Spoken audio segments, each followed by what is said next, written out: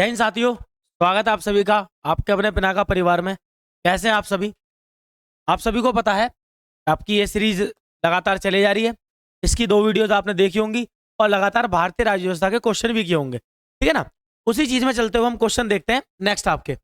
आप सभी उन वीडियोस को अच्छे से देखते रहिए जो आपकी पिछली जा चुकी हैं। इसी प्रकार से आपकी और भी वीडियोज आती रहेंगी।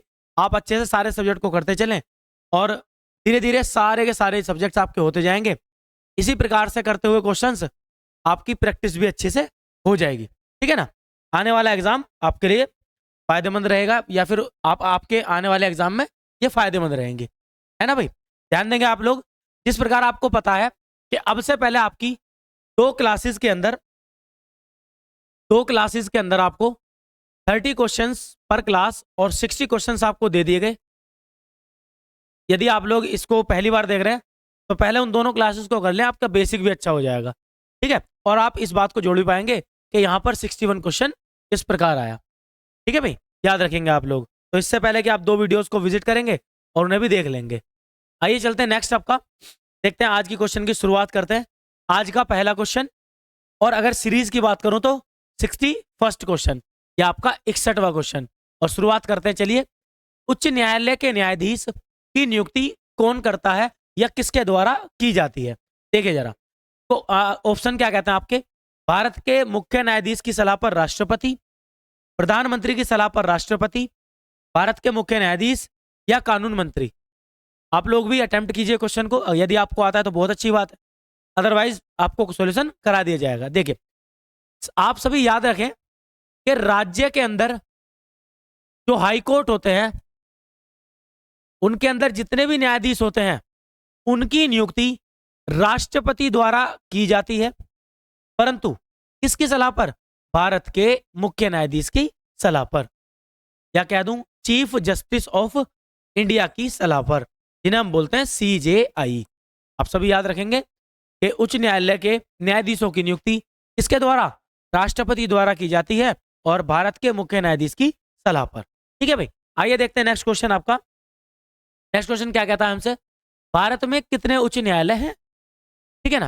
How many high courts are there in India. देखिए जरा क्वेश्चन क्या कहता है हमसे, भारत के अंदर टोटल कितने हाई कोर्ट है। तो आप सभी याद रखें, वर्तमान समय में भारत के अंदर 25 हाई कोर्ट है। अगर मैं राज्य की बात करूं तो हमारे यहां पर राज्य हैं 28, लेकिन हमारे पास हाई कोर्ट कितने हैं? 25। इसका सीधा सीधा मतलब है एक हाई कोर्ट 2 या 2 से अधिक राज्यों के लिए हो सकता है ना। तो कुछ ऐसे राज्य हैं जिनका एक कॉमन हाई कोर्ट है। उस प्रकार हमारे पास कितने हाई कोर्ट है भाई? 25 हाई कोर्ट। वहीं अगर मैं बात करूं आपसे 25वें नंबर के हाई कोर्ट की, या 25वां हाई कोर्ट जो था उच्च न्यायालय, वो किसका था? तो आप याद रखें, अमरावती उच्च न्यायालय। और ये किसका था? आंध्र प्रदेश का। ये 25वां था, या कह दूं लेटेस्ट। याद रहेगा आपके। चलिए आइए देखते हैं नेक्स्ट क्वेश्चन आपका, क्वेश्चन नंबर 63। कोई विधेयक किसकी सहमति के बाद ही कानून बनता है? कहने का मतलब कोई भी बिल है उसे कानून कब माना जाएगा या किसकी सहमति उसमें दी जाएगी जिससे उसे कानून कहा जा सके, ठीक है ना। देखिए, आप इस बात को याद रखें कि आपके पार्लियामेंट के अंदर 2 सदन और 1 ऑफिस होता है। कहने का मतलब एक सदन होता है आपका लोकसभा, एक होता है आपका राज्यसभा, और एक ऑफिस होता है हमारा किसका? हमारे राष्ट्रपति जी का। जब भी कोई प्रस्ताव या कोई बिल संसद के अंदर आता है या कोई भी प्रस्ताव आए, उसे हम क्या बोलते हैं? उसे हम विधेयक बोलते हैं। और उस विधेयक का पॉइंट होता है कि उसे पास होना होता है कहां से? पहले लोकसभा से, या दोनों में से किसी में से भी। पहले लोकसभा से, फिर राज्यसभा से, और राज्यसभा से पास होने के बाद उसे अनुमति राष्ट्रपति जी के द्वारा दी जाती है। और राष्ट्रपति जी के द्वारा अनुमति देते ही जो विधेयक आया था वो विधेयक किसमें परिवर्तित हो जाता है? कानून में परिवर्तित हो जाता है, ठीक है ना। उसे क्या कह देते हैं हम? कानून। तो कहने का मतलब कोई भी विधेयक यदि कानून बनता है तो उसमें किसकी सहमति या किसकी अनुमति आवश्यक होती है या लास्ट होती है? होती है हमारे भारत के राष्ट्रपति जी की या भारत के प्रेसिडेंट की, ठीक है ना। याद रखेंगे आप लोग। चलिए नेक्स्ट क्वेश्चन देखते हैं हमारा, क्वेश्चन नंबर 64। केंद्र और राज्य दोनों किस सूची में कानून बना सकते हैं? जैसे आप मेरी पिछली वीडियोस को देख लेंगे कि या इस सीरीज की वीडियोस को देखेंगे ना, तो आप इस क्वेश्चन को अपने आप अटेम्प्ट कर लेंगे। मैंने आप सभी को बताया था, यदि केंद्र कानून बनाएगा तो उसके लिए दी गई हमने यूनियन लिस्ट या संघ सूची। यदि राज्य के लिए विषय की बात करूं तो उसके लिए हमने एक अलग से बना दी गई, उसे कह दिया हमने स्टेट लिस्ट या राज्य सूची। परंतु जहां दोनों के दोनों बनाना शुरू कर दें या दोनों के दोनों का हमें अधिकार दिया जाए या दोनों को अधिकार दिया गया है, उस सूची का नाम है आपका कौन सी? समवर्ती सूची, जिसको इंग्लिश में क्या कहते हैं हम? Concurrent list. और इस लिस्ट के अंदर जो भी विषय दिए गए हैं उनके ऊपर संघ भी और केंद्र भी, मतलब सॉरी, केंद्र भी और राज्य भी कानून बना सकते हैं, ठीक है ना। परंतु आप याद रखें, जब इन दोनों में इस बात को लेकर मतभेद आ जाएगा कि कानून किसका मान्य होगा, तो आप याद रखें उसमें सर्वोपरि या उसमें आगे किसको रखा जाएगा? केंद्र को रखा जाता है, ठीक है ना। यह है समवर्ती सूची। और आप लोग याद रखें, इसकी प्रावधान या इसकी अवधारणा जो ली हमने वो कहाँ से ली है? ऑस्ट्रेलिया देश से ली है। ये मैंने आपको कराया था, होप कि आप सभी को याद भी होगा। चलिए देखते हैं नेक्स्ट क्वेश्चन आपका, क्वेश्चन नंबर 65 क्या कहता है? सूचना का अधिकार अधिनियम कब अस्तित्व में आया? है ना। कहने का मतलब आरटीआई, राइट टू इंफॉर्मेशन, इसको हम बोलते हैं आरटीआई। आप लोगों ने इसको सुना भी होगा, क्या बोलते हैं इसे? आरटीआई, राइट टू इंफॉर्मेशन की तो फुल फॉर्म बनती है। याद रखना आप सभी, इसमें क्या किया गया कि देश के नागरिकों को क्या करने का? सरकारी संस्थानों से या सरकार से जुड़े जो भी आपकी संस्था या जो भी कह दो एक तरीके से अधिकारी वगैरह हैं, उनकी जानकारी या उनकी सूचना पाने का अधिकार दिया गया। और यह अधिनियम भारत के अंदर अस्तित्व में आया कब? 2005 के अंदर, ठीक है ना। तो याद रखना आरटीआई भारत में कब आया है? 2005 में। आइए नेक्स्ट क्वेश्चन देखते हैं हमारा। नेक्स्ट क्वेश्चन क्या है आपका? 66। भारतीय संविधान का कौन सा अनुच्छेद पंचायती राज स्थापित करता है? देखिए, मैं आपके लिए जब तक क्वेश्चन पढ़ता हूँ आप लोग भी पढ़िए, हो सके तो वीडियो पॉज कीजिए, जो आपको आंसर लगता है उसको लगाइए। यदि आप कमेंट में करते हैं तो बहुत अच्छी बात है, अदरवाइज कोई बात नहीं, आप लोग इसको लगा के चलें और देखें कि क्या मेरा आंसर सही है या गलत है, और जितने क्वेश्चन करते हैं उसमें कितने क्वेश्चन आपके सही बैठते हैं। तो देखते जरा क्या कहता है कि पंचायती राज के बारे में इस अनुच्छेद में बताया गया है। तो जैसा कि आप सभी को मालूम होगा या मैं आपको बताता हूं, हमारे संविधान के पार्ट 4 के अंदर आर्टिकल आता है 40। कौन सा? आर्टिकल 40, और जिसमें प्रावधान किया गया है किसका? ग्राम पंचायतों के गठन का, ग्राम पंचायतों के गठन का। जाहिर सी बात है, ग्राम पंचायतों के गठन का आर्टिकल हमारा कौन सा हो जाता है? आर्टिकल नंबर 40, ठीक है भाई। आप सभी याद रखेंगे, थोड़ा सा पेन बोल्ड कर लेते हैं ताकि आपको इजीली दिखाई दे। चलिए नेक्स्ट देखते हैं हम। नेक्स्ट आपका क्वेश्चन नंबर 67 क्या कहता है हमसे? भारत के संविधान में अस्पृश्यता का, अनटचेबिलिटी का उन्मूलन किस अनुच्छेद में है? कहने का मतलब कि किस आर्टिकल के द्वारा भारत के अंदर या भारतीय संविधान में ये प्रावधान डाला गया कि भारत के अंदर छुआछूत या अस्पृश्यता या अनटचेबिलिटी को खत्म किया जाएगा। आप सभी याद रखें, ये भारत के मौलिक अधिकार के या संविधान के मौलिक अधिकार का भाग है। किसका भाग है भाई? मौलिक अधिकार का, जो आता है किसके अंदर? संविधान के पार्ट 3 के अंदर। आप सभी को पता भी होगा अगर आपने पिछली वीडियोस को फॉलो किया है तो, ठीक है ना। अदरवाइज आप याद कर लें कि ये मौलिक अधिकार हमारे पार्ट 3 में आते हैं, और वो कहां से कहां तक? आर्टिकल 12 से लेकर 35 तक। और उसी में एक आर्टिकल आता है आपका आर्टिकल नंबर 17, जो हमसे क्या कहता है? अस्पृश्यता का अंत या अस्पृश्यता का उन्मूलन, ठीक है। आप सभी याद रखेंगे, आर्टिकल 17 को इंपॉर्टेंट है, ठीक है ना। चलिए नेक्स्ट देखते हैं। संविधान द्वारा कितने प्रकार के आपातकाल की परिकल्पना की गई है ना भाई? देखिए मैं आपको बताता हूं, आप इजीली थोड़ी सी डिटेल भी लिख के चलेंगे।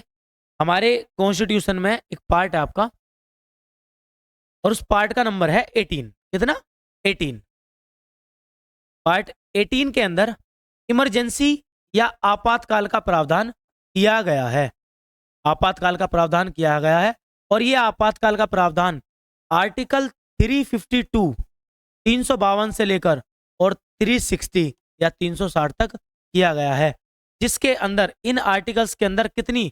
3 इमरजेंसी या 3 आपातकाल का वर्णन मिलता है।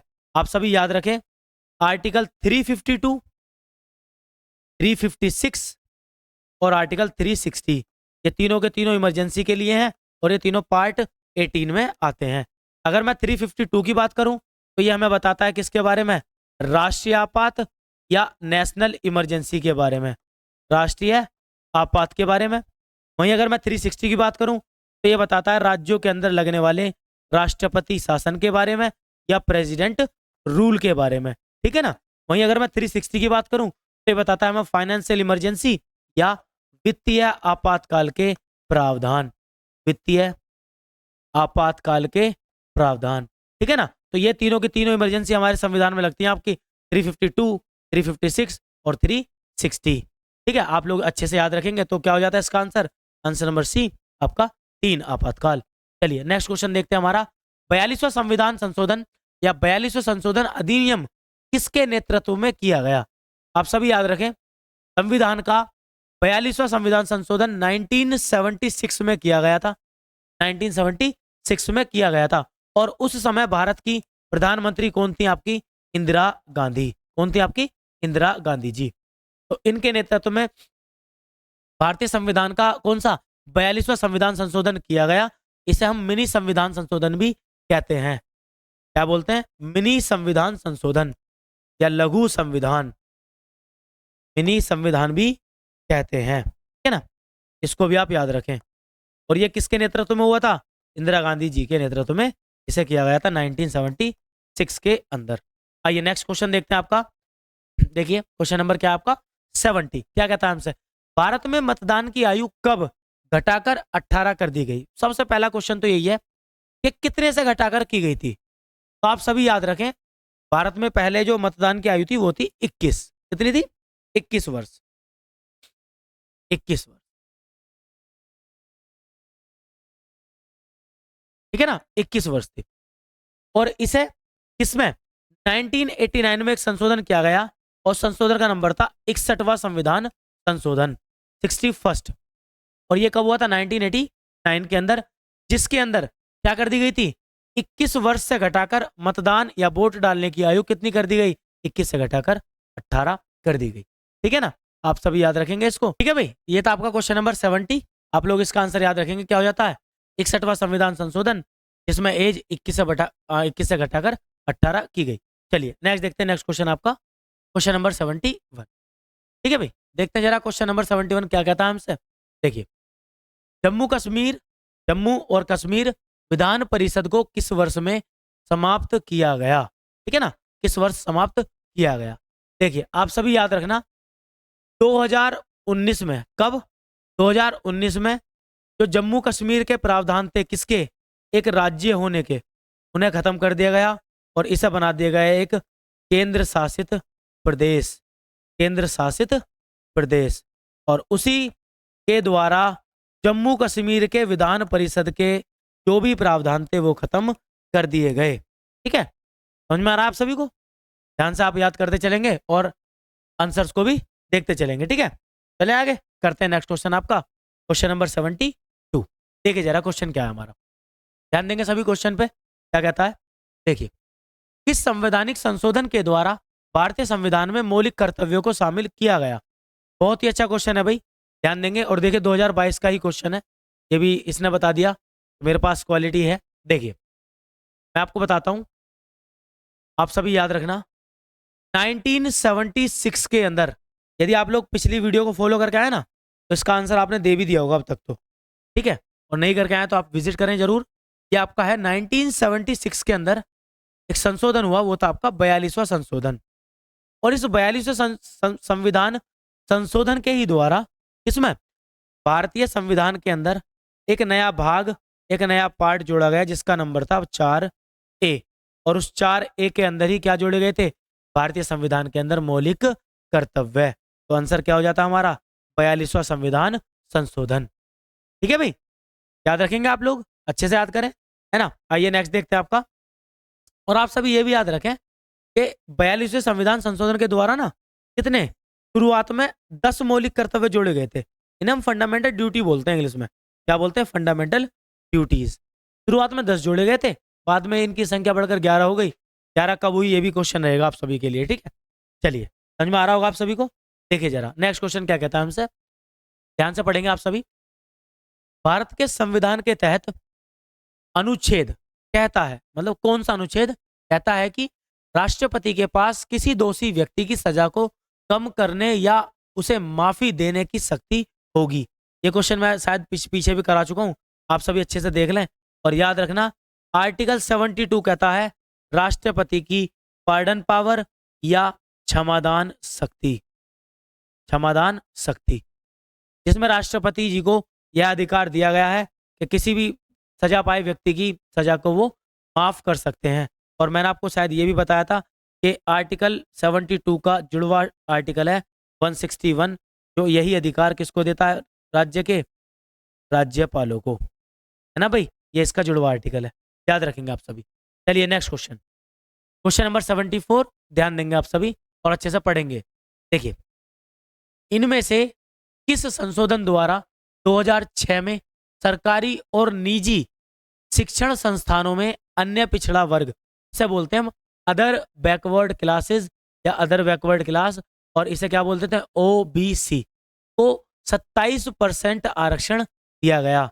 और यह आरक्षण आप सभी को पता होगा, यह सिफारिश थी किसकी, मंडल आयोग की। ये भी क्वेश्चन कई बार आया है, सिफारिश किसकी थी, मंडल कमीशन या मंडल आयोग की सिफारिश पर। और ये जो कहानी हुई, ये हुई थी 2006 के अंदर, और संविधान में इसका संशोधन किया गया, कौन सा, 93rd संशोधन या आपका 93वां संविधान संशोधन 2006। और इसके द्वारा आर्टिकल 15 और आर्टिकल 16 के अंदर कुछ नए प्रावधानों को जोड़ा गया, कुछ नए प्रावधानों को जोड़ा गया।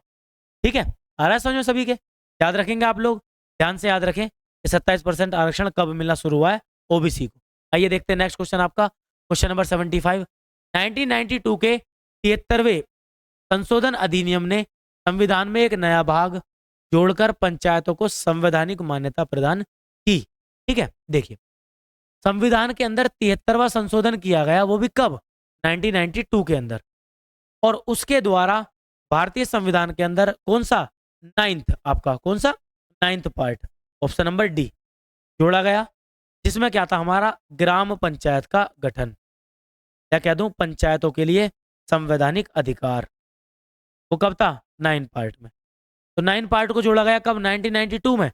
आप सभी याद रखें, 74वां संविधान संशोधन भी 1992 में करा गया, और इसके साथ आपका पार्ट 9A, इसे हम कहते हैं नगर पंचायत, नगर पंचायत, इसे भी जोड़ा गया था। और इसके लिए जोड़ी गई अनुसूची या शेड्यूल नंबर 11, और इसके लिए जोड़ी गई अनुसूची या शेड्यूल नंबर 12, है ना भाई, ये आप याद रखें। ठीक है, चलिए नेक्स्ट क्वेश्चन देखें जरा, क्या कहता है हमसे, क्वेश्चन नंबर 76। भारतीय संविधान का 103वां 103rd संशोधन सरकारी नौकरियों में शैक्षिक संस्थानों के या शैक्षणिक संस्थानों में या के लिए, इसे हटा देते हैं, में के लिए आरक्षण प्रदान करता है। कहने का मतलब यहाँ पे एक थोड़ा सा डैश दिया हुआ है, इसमें बताना आपको किसके लिए आरक्षण प्रदान करता है। बात करते हैं 103rd कॉन्स्टिट्यूशन अमेंडमेंट की, जो कब हुआ, 2019 के अंदर हुआ, और इसमें 10% का आरक्षण दिया गया किसको, EWS, इसका मतलब होता है economically weaker section, economically weaker section, जो मिलता है आपको ऑप्शन नंबर बी के अंदर, आर्थिक रूप से कमजोर वर्ग को। ठीक है भाई, याद रखें आप लोग, ये जो प्रावधान हुआ था ना, वो 103वें संविधान संशोधन में हुआ था। आइए नेक्स्ट क्वेश्चन, भारत के संविधान में पहला संशोधन कब किया गया। यदि आप लोग पीछे से इस क्लास को फॉलो करते आ रहे हैं ना, तो आप लोग खुद ही आंसर दे देंगे इसका, है ना। देखिए जरा क्या क्या आंसर हो सकता है इसका। एक काम करते हैं, फिर इसको आपके लिए क्विज बनाते हैं, है ना। क्वेश्चन नंबर 77 आपके लिए क्विज है। आप लोग क्या करेंगे, कमेंट बॉक्स में क्वेश्चन नंबर 77 लिख के और उसका आंसर देंगे। देखते हैं हम आप कितना पिछली क्लासेस को फॉलो कर रहे हैं, और आपका पता चल जाएगा आपके क्या आंसर इसका है। यदि आप नहीं बता पाते हैं तो कोई बात नहीं, इस क्लास मतलब नेक्स्ट क्लास के अंदर जैसे आपके अगले क्वेश्चंस आएंगे, मैं इसका आंसर आपको दे दूंगा। ठीक है ना, चलो देखते हैं कौन बताता है। और इसी के साथ ये भी बताना कि इस संशोधन के द्वारा संविधान में क्या परिवर्तन आया था। ठीक है, रहेगा क्वेश्चन तभी करेंगे। चलिए देखते हैं जरा, ये आपका क्विज हो गया। हम देखते हैं नेक्स्ट क्वेश्चन आपका 78। भारत के संविधान में निम्नलिखित में से किस संशोधन ने केंद्रीय मंत्रिमंडल में मंत्रियों की संख्या सीमित कर दी थी? बहुत अच्छा क्वेश्चन है भाई, ध्यान देना, बहुत ही अच्छा। और देखिए आपके ही एग्जाम का क्वेश्चन है, दिल्ली पुलिस से एग्जीक्यूटिव 2020, मतलब पिछले ही दिल्ली पुलिस का क्वेश्चन है ये, ध्यान देना जरा। आप सभी याद रखें, 91st अमेंडमेंट हुआ, वो भी कब हुआ आपका? 2003 के अंदर। और इसमें कह दिया गया कि जो मंत्री परिषद होती है, कहने का मतलब प्रधानमंत्री या मुख्यमंत्री की जो टीम होती है, वो टीम उस हाउस के 15% से अधिक नहीं हो सकती। कितने से? 15% से अधिक नहीं हो सकती। और इसका आंसर सीधा सीधा हो जाता हमारा 91st कॉन्स्टिट्यूशनल अमेंडमेंट एक्ट, है ना। लेकिन आप एक बात भी याद रखना कि इसमें अधिकतम सीमा कर दी गई 15%। और इसी के अंदर एक बात और कही गई थी कि किसी भी राज्य के अंदर मंत्री परिषद की संख्या 12 सदस्यों से कम भी नहीं हो सकती। न्यूनतम 12 तो होने भी चाहिए, मैक्सिमम कितने? 15%। संशोधन कौन सा? 91st। ईयर कौन सा रहा? 2003। और किसको लिमिट में लाया गया? मंत्री परिषद को लिमिट में ला दिया गया। ठीक है भाई, चलिए नेक्स्ट क्वेश्चन देखते हैं आपका, क्वेश्चन नंबर 79 क्या कहता है, पढ़िए जरा।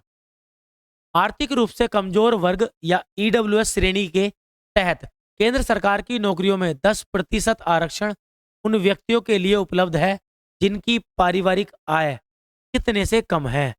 अगेन कितने से कम है? तो आप सभी याद रखें, ईडब्ल्यूएस वालों के लिए प्रावधान किया गया था, या इकोनॉमिकली वीकर सेक्शन के लिए प्रावधान किए गए थे। एक प्रावधान था कि उस परिवार के पास 5 एकड़ से कम भूमि होनी चाहिए, 5 एकड़ से कम भूमि, साथ ही साथ पारिवारिक आय 8 लाख से कम होनी चाहिए, 8 लाख से कम होनी चाहिए। इसीलिए इसका आंसर हो जाता है आंसर नंबर बी, 8 लाख से कम। ठीक है ना। तो ईडब्ल्यूएस के लिए जो प्रावधान है वो क्या है? 5 एकड़ से जमीन कम, और साथ ही साथ पारिवारिक आय कितनी? 8 लाख से कम। चलिए नेक्स्ट क्वेश्चन देखते हैं जरा, क्या है क्वेश्चन, पढ़िए आप लोग, ध्यान दीजिए क्या है क्वेश्चन। भारत के संविधान में निम्नलिखित में से किस संशोधन को मिनी संविधान, आ गया, मिनी कॉन्स्टिट्यूशन कहा जाता है? यदि आप लोग शुरू से फॉलो कर रहे होंगे तो अपना आंसर इसका दे भी दिया होगा, है ना। परंतु मैं आपको बता देता हूं, इसका आंसर हो जाता आपका कौन सा? 42वां संविधान संशोधन, जो कब हुआ था? 1976। उस समय प्रधानमंत्री कौन थी? इंदिरा गांधी जी। कौन थी?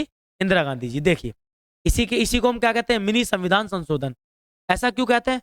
क्योंकि इसी संशोधन के द्वारा भारतीय संविधान की प्रस्तावना के अंदर 3 शब्द जोड़े गए थे। कौन कौन से? एक था आपका पंथ निरपेक्ष,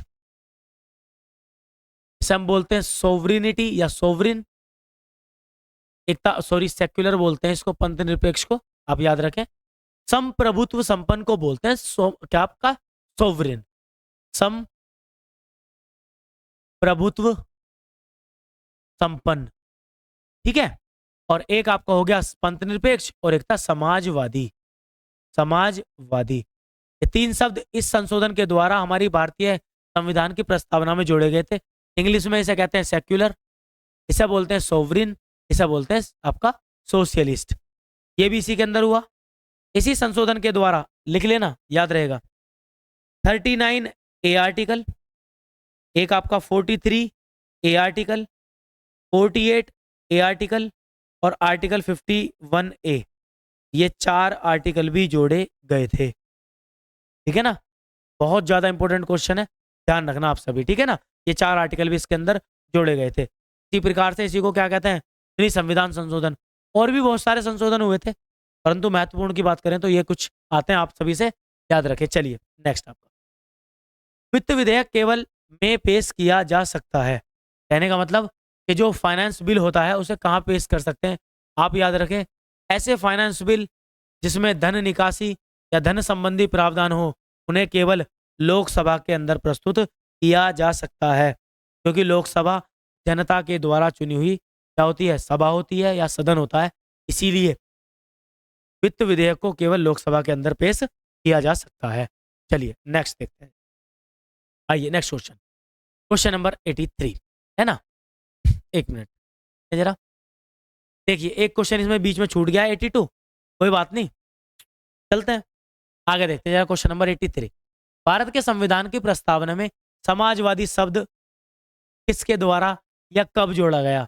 पिछला ही क्वेश्चन अगर आप फॉलो करके आए ना अच्छे से कर लेंगे आप लोग कि कब जोड़ा गया था समाजवादी शब्द। समाजवादी शब्द संविधान की प्रस्तावना में 42वां संविधान संशोधन जो 1976 के अंदर हुआ था इसके द्वारा जोड़ा गया। और आप सभी याद रखें, यह प्रस्तावना में होने वाला पहला और अंतिम संशोधन था। आज तक भारतीय संविधान की प्रस्तावना में केवल एक बार ही संशोधन किया गया है, वो भी कौन सा, 42वां संशोधन 1976। चलिए देखते हैं नेक्स्ट क्वेश्चन आपका। वित्त विधेयक को संसद द्वारा पेश किए जाने के कितने दिनों के भीतर संसदन में या के कितने दिनों के भीतर पारित किया जाना है या किया जाना आवश्यक होता है। आप सभी याद रखें, वित्त विधेयक जैसे ही संसद में आता है तो संसद के पास एक ड्यूटी हो जाती है कि 75 डेज के अंदर 75 डेज के अंदर उसे संसद से पारित करना आवश्यक होता है। ठीक है ना, कितने दिन के अंदर, 75 दिन के अंदर या 75 डेज के अंदर। आइए नेक्स्ट क्वेश्चन, भारतीय संविधान का 101वां संशोधन संबंधित है किससे। देखो 101 है ना, आप सभी याद रखना यह संशोधन संविधान में हुआ था 2016 के अंदर संविधान में हुआ, लेकिन इसको लागू किया गया था या इसको इंप्लीमेंट किया गया 1 जुलाई 2017 को। कब किया गया था, 2017 को। ठीक है ना, 2017 में से क्या किया गया था, लागू किया गया था। और यह जो संशोधन था यह अपने पास रखता था किसकी, जीएसटी, या इसमें किसके प्रावधान थे, गुड्स एंड सर्विस टैक्स या माल एवं सेवा कर संबंधी। ठीक है, तो 101वां, इसको हम बड़े अच्छे से याद करते हैं। देखो कर की बात हुई, कर मतलब धन, धन कह दूं या पैसा, और आप सभी जानते हो 101 का तो बड़ा अच्छा एक वर्ड निकलता है 101वां, अच्छे से मैं याद आता, पैसे संबंधी बात कहाँ हुई, 101वें संशोधन में। ठीक है, तो जीएसटी। चलिए नेक्स्ट क्वेश्चन क्या आपका, चुनाव के लिए क्या अनिवार्य है। देखिए, what is required for the election. मन तो कर रहा है क्वेश्चन आपके लिए छोड़ दूं, लेकिन क्या करूं, एक छोड़ के आ चुका हूं, कितने जवाब दोगे। आप याद रखें इसका आंसर क्या होता है। देखो चुनाव के लिए सबसे इंपॉर्टेंट हो जाता है क्या, चुनाव एक जरूरी होता है किस देश के अंदर, जिसके अंदर लोकतंत्र होता है। और लोकतंत्र का मतलब होता है जनता पर निर्भरता। ठीक है ना, जनता पर निर्भरता। और जनता पर निर्भरता का मतलब होता है सीधा कि उसमें आता है आपका कौन, ऑप्शन नंबर बी, मतदाता या वोटर्स। वोटर्स का होना चुनाव के लिए अति अनिवार्य है। ठीक है, चलिए ये भी क्वेश्चन में था आपके, तो भी कहने लगे ऐसे क्वेश्चन उठा दिया गया, नहीं, ये भी आपके प्रीवियस ईयर में रहा है रिलेटेड टू दिल्ली पुलिस। चलिए नेक्स्ट क्वेश्चन, क्वेश्चन नंबर 87, मौलिक कर्तव्य पर लागू होते हैं। देखिए बार बार मौलिक कर्तव्य आ रहे हैं, आप सभी जानते हैं। मौलिक कर्तव्य का पार्ट है पार्ट 4A, देख लेना। आर्टिकल है आपका 51A। टोटल संख्या मौलिक कर्तव्य की कितनी है ये भी लिख लेना, 11। कितनी है, 11।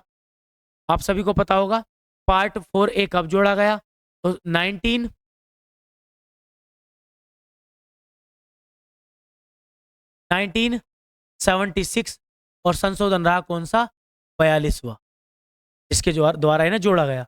और जाहिर सी बात है ये लागू होते हैं देश के सिटीजन्स पर या नागरिकों पर, इस पर लागू होते हैं नागरिकों पर। ठीक है ना, चलिए नेक्स्ट आपका क्वेश्चन समझ में आ रहा आप सभी के। देखिए जरा क्वेश्चन क्या कहता है, प्राकृतिक पर्यावरण की रक्षा निम्नलिखित में से किस प्रकार का संवैधानिक प्रावधान है। ठीक है ना, कह रहा है कि प्राकृतिक पर्यावरण की संरक्षा हमारे संविधान में कहाँ मिल जाती है। अच्छा क्वेश्चन है भाई, है ना, थोड़ा सा यूज करना होता है कि देखिए जरा कैसे। अगर मैं डीपीएसपी की आपसे बात करूं ना, तो इसके अंदर एक आर्टिकल है आर्टिकल 48A, ये पर्यावरण की रक्षा की बात करता है, साथ ही साथ वन्य जीव संरक्षण की भी बात करता है, वाइल्ड लाइफ कंजर्वेशन की। और उसी में अगर मैं आपको बताऊं तो आप याद रखें कि मौलिक कर्तव्य के अंदर भी एक कर्तव्य है हमारा प्राकृतिक पर्यावरण, या कह दूं पर्यावरण का संरक्षण, पर्यावरण का संरक्षण। तो ये दोनों चीजों में आया था आपका पर्यावरण का संरक्षण। ठीक है, ये दोनों में आया था, तो दोनों ही ऑप्शन हमारे सामने आए, लेकिन आप याद रखें ऐसी दशा में आप सभी याद रखेंगे कि इसके साथ जाएंगे आप किसके, मौलिक कर्तव्य के साथ।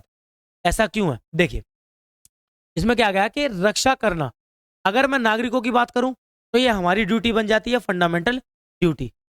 वही अगर मैं कहूं कि राज्य ऐसा प्रावधान करेगा, सरकार ऐसा प्रावधान करेगी, तो वो हो जाता है डीपीएसपी का पार्ट।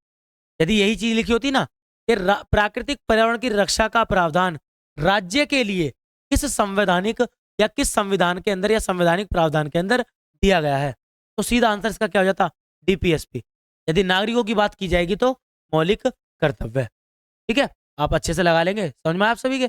चलिए देखते हैं जरा नेक्स्ट क्वेश्चन, क्वेश्चन नंबर 89 क्या कहता है हमसे, मौलिक कर्तव्य के संबंध में नियुक्त की गई स्वर्ण सिंह समिति द्वारा प्रारंभ में कितने मौलिक कर्तव्यों की सिफारिश की गई थी। ठीक है, देखिए अच्छा क्वेश्चन तो यहीं से मिल गया कि मौलिक कर्तव्यों की जो सिफारिश की थी ना, वो स्वर्ण सिंह जी के द्वारा की गई थी। उनके द्वारा एक समिति की अध्यक्षता की गई जिसमें इस कहते हैं मौलिक कर्तव्यों को जोड़ा गया था। और अभी मैंने आप सभी को बताया था कि शुरुआत में 10 जोड़े गए थे, कब, 42वें संशोधन से, और वो भी कब, 1976। एक बात नोटिस करने के, क्वेश्चन बार बार आपके सामने आ रहे हैं, इन क्वेश्चंस को आपके सामने खुद ब खुद लाया जा रहा है, और आप सभी देख कर रखिए कि क्वेश्चन आए हुए होते हैं। इससे पता चलता है क्वेश्चन की महत्वता, उसकी इंपॉर्टेंस पता चलती है। बार बार लाने का मतलब होता है कि आपको पता चले कि यही क्वेश्चन कितनी बार पेपर में आए हुए हैं। ठीक है, चलिए नेक्स्ट क्वेश्चन देखते हैं आज का, हमारा लास्ट क्वेश्चन। भारत के संविधान में मूल रूप से कितने मौलिक अधिकार प्रदान किए गए थे। देखिए अगर मैं मूल रूप से बात करूं आप सभी से, तो देखेंगे जरा क्वेश्चन, ठीक है भाई, पढ़ लिया क्वेश्चन आप सभी ने, कहता है क्या कि मूल रूप से कितने अधिकार या मौलिक अधिकार संविधान में दिए गए थे या प्रदान किए गए। आप सभी याद रखें, हमारे मूल संविधान के अंदर 7 मौलिक अधिकार थे। यदि मैं वर्तमान समय में बात करूं आपसे, तो वर्तमान समय में इनकी संख्या कितनी है, 6। कितनी है, 6। ठीक है ना, तो इसका मतलब कौन सा कम कर दिया गया, तो आप सभी याद रखें कि संपत्ति का अधिकार, राइट टू प्रॉपर्टी, संपत्ति का अधिकार, राइट टू प्रॉपर्टी को खत्म कर दिया गया था कब, 44वें संविधान संशोधन जो हुआ था कब, 1978 के अंदर। कब हुआ था, 1978 के अंदर। और इसके द्वारा संपत्ति का अधिकार मौलिक अधिकार न रहकर क्या हो गया, एक विधिक अधिकार बन गया। आप सभी से याद रखेंगे। इस प्रकार आपके कितने पॉलिटी संबंधी 90 क्वेश्चंस हो जाते हैं।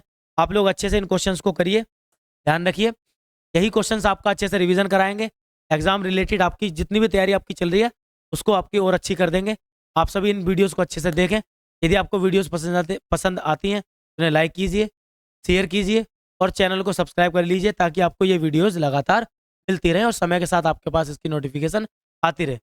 और चलिए तैयार, आप इस क्वेश्चन को तैयार, मतलब इन क्वेश्चंस को तैयार करें और अपनी तैयारी करते रहें अच्छे से, ठीक है ना। तैयार आपकी बनी रहे। धन्यवाद।